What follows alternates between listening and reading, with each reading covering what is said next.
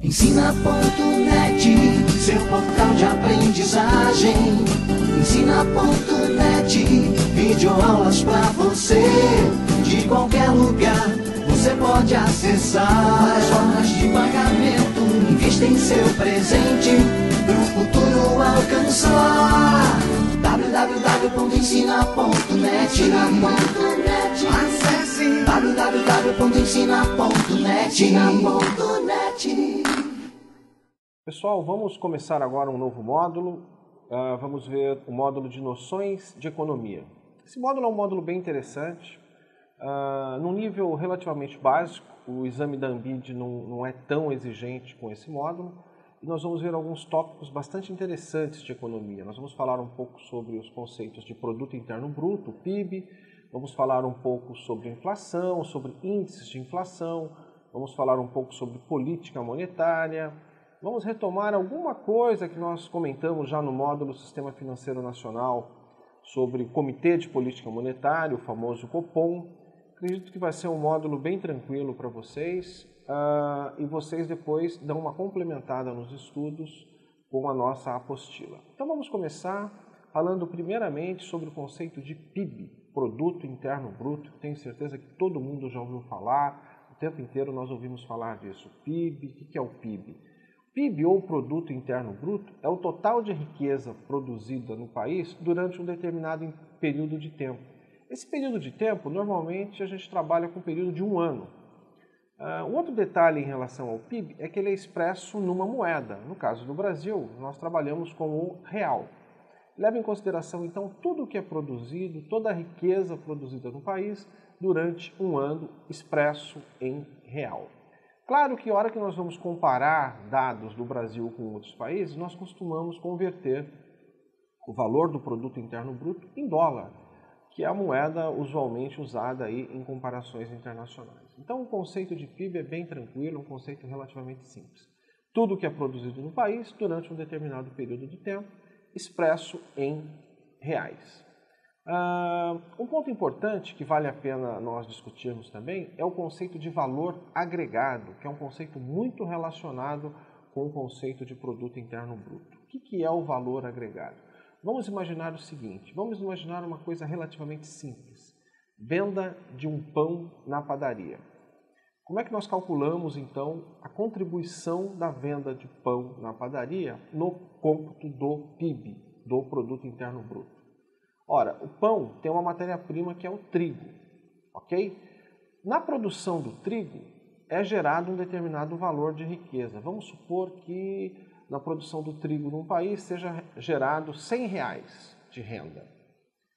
E depois eu pego essa matéria-prima, esse trigo, e faço o pãozinho. E a hora que eu vendo esse pãozinho na padaria, seja gerado um valor final de R$300. Ora, se eu somar 100 com 300, daria um total de R$400. Mas será que o PIB, será que o que foi efetivamente produzido, gerado de renda, foi R$400? A resposta é não. Por que não? 100 foram os insumos na produção do pão, ou seja, o trigo.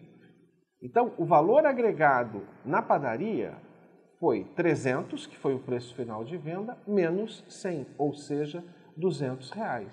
De tal forma que o PIB, nessa economia que só produz pão, seria R$300 e não 400. Então, esse é um conceito importante. O que é o valor agregado, então? Nós pegamos toda a cadeia produtiva e dividimos o que é agregado em cada etapa de produção. Eu dei um exemplo, melhor dizendo, muito simples, que é o exemplo de uma padaria fazendo pão, uma economia que só produz pão. Nós podemos extrapolar esse exemplo para vários setores mais complexos, como, por exemplo, produção de indústria aeronáutica, como, por exemplo, a indústria automobilística. Então é importante saber isso. Existem vários insumos, várias matérias-primas, e na hora do cômputo, do cálculo do Produto Interno Bruto, nós tiramos o que é agregado em cada etapa de produção, de tal forma que o PIB final vai ser o somatório do valor agregado em cada etapa da produção. Tá claro isso? Então vamos avançar um pouquinho mais e vamos falar um pouco sobre inflação, sobre índices de preço. é outro tema também muito corriqueiro, muito comum no dia a dia das pessoas. Como é que nós poderíamos definir inflação? Uma maneira muito simples de definir inflação é associar inflação à perda de poder aquisitivo da moeda. Ou, de outra forma, inflação pode ser também conceituada como aumento generalizado de preços. Ambas as definições são idênticas se nós pararmos para pensar. Perda do poder aquisitivo da moeda ou aumento de preços, no fundo, acaba sendo a mesma coisa. Um ponto importante, que com certeza você já pensou várias vezes. Sai um índice de inflação nos jornais ou na televisão e você olha e fala assim, poxa vida, a inflação foi de 2%, mas determinado produto que eu consumo ou que eu compro aumentou 5%. É verdade, a inflação é uma média e ela não reflete o seu aumento de preço especificamente.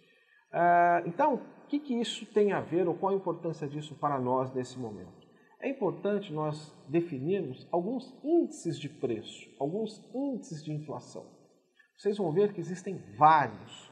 Nós vamos definir aqui, neste curso, neste momento, só aqueles que são mais importantes, que serão cobrados, provavelmente, no nosso exame, na nossa certificação. Então vamos começar, acompanhe aqui comigo. O primeiro índice que nós vamos ver é o IPCA, ou Índice Nacional de Preços ao Consumidor Amplo.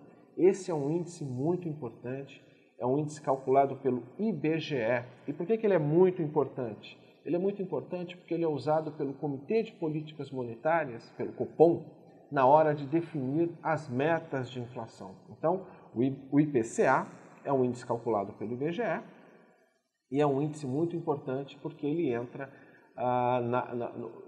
no dia a dia do Copom, ele entra nas decisões do Copom no que se refere a metas de inflação. Quando estivermos falando de metas de inflação no Comitê de Política Monetária, estamos olhando a variação do IPCA, Índice Nacional de Preços ao Consumidor Amplo.